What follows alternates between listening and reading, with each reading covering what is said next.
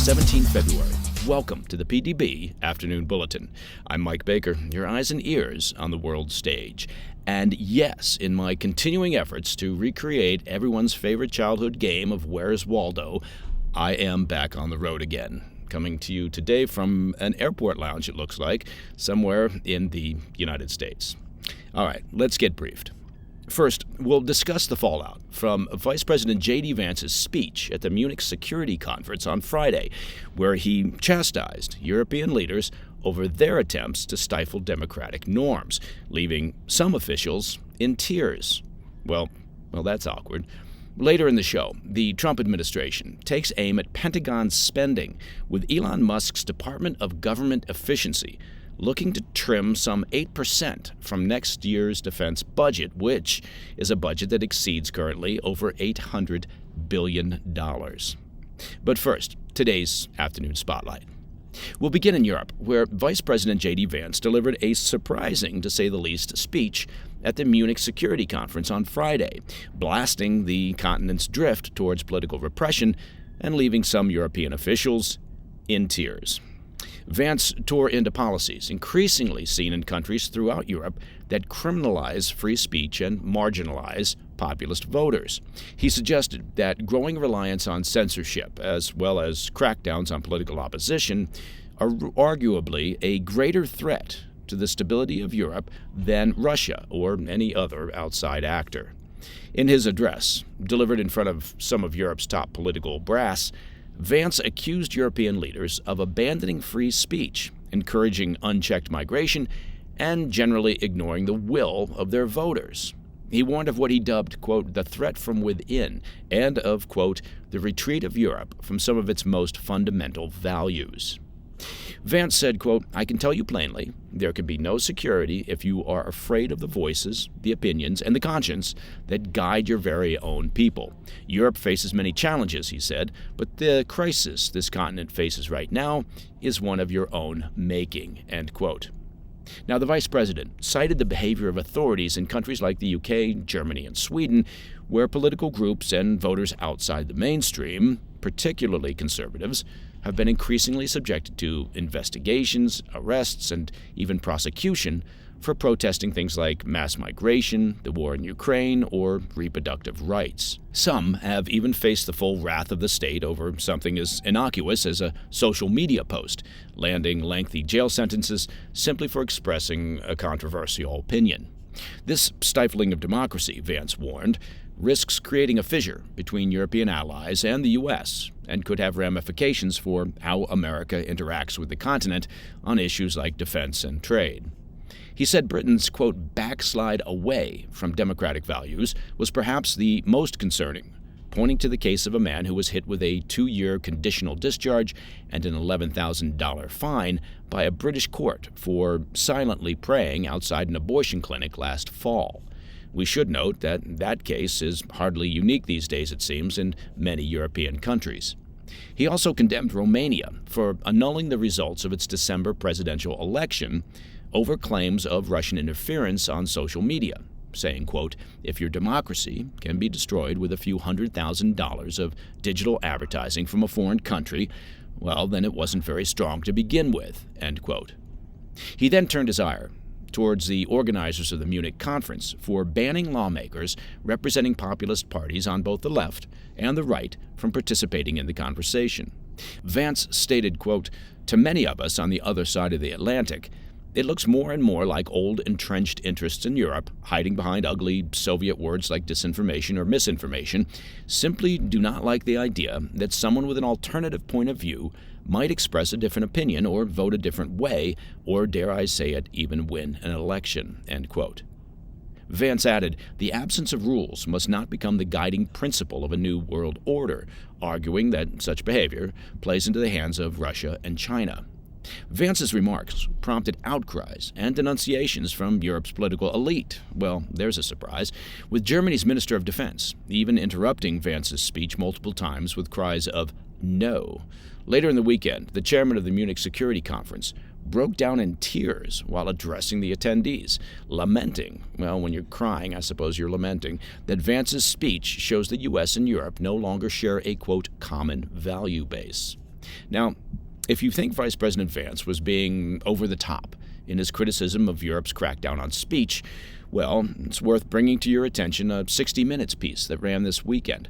The segment highlighted how Germany is literally criminalizing free speech, with German prosecutors telling CBS that posting insults online or speaking them publicly is a crime. They further explained that posting, quote, malicious gossip, online is also a criminal offense, really, as is reposting content that is deemed to be, quote, misinformation. The report noted that last week, German authorities carried out more than 50 armed raids against individuals accused of posting a racist cartoon online. The prosecutors claim that while Germans enjoy free speech protections, or do they, quote, it also has its limits. Looking ahead, Vance's tough stance against European overreach will likely, and by that I mean will, have significant implications for the Trump administration's relationship with Western allies going forward, particularly as the White House pursues peace negotiations with Russia to end their war on Ukraine. And at the same time, European leaders are currently meeting to discuss their response to Trump's apparent intent to sideline the EU from taking part in any peace negotiations. All right, coming up next, the Trump administration takes aim at Pentagon spending, with Elon Musk's Department of Government Efficiency, known as DOGE, looking to trim some 8% from next year's defense budget. I'll have those details after the break. Running a business isn't easy. I know that firsthand. Look, as a business owner, I've seen how managing finances can turn into a time-consuming headache, with endless receipts, approvals, and expense tracking slowing everything down. And that's where Ramp comes in. Ramp streamlines finance operations by automating the entire process. There's no more chasing receipts or manually logging expenses. Ramp takes care of it all, instantly matching receipts, categorizing purchases, and approving transactions while integrating seamlessly with your ERP and real-time visibility. For finance teams buried in busy work, well, Ramp flips the equation. Most companies, they spend about 80% of their time on low-value tasks and only 20% on strategy. Think about how ineffective that is. Well, Ramp changes that, freeing up your team to focus on forecasting, growth, and high-impact decisions. And making the switch is effortless. Over 25,000 businesses, including Shopify and the Boys and Girls Club of America, they trust Ramp, earning it the #1 ranking in spend management by G2. And now, for a limited time, listeners of this show can get $250 when you join Ramp. And it's easy. Just go to ramp.com/PDB. Ramp.com/PDB. Once again, that's ramp.com/PDB. Cards are issued by Sutton Bank, member FDIC, and as they say, terms and conditions apply. The Pentagon is offering up lists of potential cuts as the Department of Government Efficiency, or DOGE, led by Elon Musk, moves in to overhaul military spending in the coming days. The shakeup, part of President Trump's broader push to rein in the federal deficit, is expected to gut billions from the defense budget and fundamentally reshape military priorities in the months ahead. According to the Wall Street Journal, DOGE aims to trim 8% from next year's defense budget, and that's a budget that currently exceeds over $800 billion. Trump has placed his confidence in Musk to root out widespread fraud and waste within the Department of Defense, which has the largest discretionary budget in the U.S. government. With cuts looming, defense officials are scrambling to offer up targeted reductions in an effort to stave off severe slashes. The Army has proposed phasing out outdated drones and armored vehicles, while the Navy is looking at decommissioning frigates and some other ships. Army spokesman Colonel Dave Butler said in a statement that the service is taking a, quote, proactive approach to making our spending more efficient. Well, there's a thought, adding, quote, there are several systems that we know won't survive on the modern battlefield. Yeah, those could be cut then. The Air Force has yet to reveal its recommendations, but Musk has been vocal in his criticism of the F-35 stealth fighter program, calling it a, quote, flop, and pointing to its cost overruns that near $2 trillion, that's with a T, trillion dollars. And that could be considered slightly over budget. But the proposed cuts are certain to face stiff opposition in Washington, where lawmakers have long shielded defense programs that bring jobs to their districts. Well, that is how they get reelected.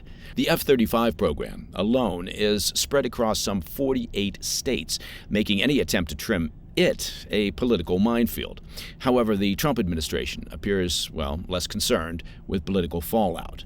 Defense Secretary Pete Hegseth welcomed DOGE's intervention, saying last week that he supports efforts to address waste in an institution that employs nearly 3 million military and civilian personnel and operates on a budget approaching $1 trillion annually. The shakeup comes just months after then-President Biden signed off on $895 billion in defense spending for the current fiscal year. But the Trump administration is pushing for a strategic shift toward cutting-edge technology, including hypersonic missiles, cyber warfare capabilities, and unmanned drone fleets, while also ramping up shipbuilding to counter China's aggressive naval expansion. DOGE staffers have been working to restructure government agencies to identify spending reductions and redundancies since the start of the Trump administration. And last week, Trump signed an executive order granting the group sweeping authority to reduce government hiring and to cut personnel. Now, that loud collision that you hear, that's the sound of DOGE running into the massive, immovable collection of defense contractors, lobbyists, and self-interested politicians in Washington, D.C. And that, my friends, is the PDB Afternoon Bulletin for Monday, 17 February. If you have any questions or comments, please reach out to me at pdb@thefirsttv.com. And, of course, to listen to the show ad-free, which you could do, become a premium member of the President's Daily Brief by visiting pdbpremium.com. I'm Mike Baker, and I'll be back tomorrow. Until then, stay informed, stay safe, stay cool. Hey, thanks for tuning in. If you enjoyed this video, don't forget to hit that like button and leave a comment, a really positive, nice, and kind comment. That would be appreciated. And if you're not already subscribed to our channel, make sure to subscribe and turn on notifications so you don't miss any of our daily updates.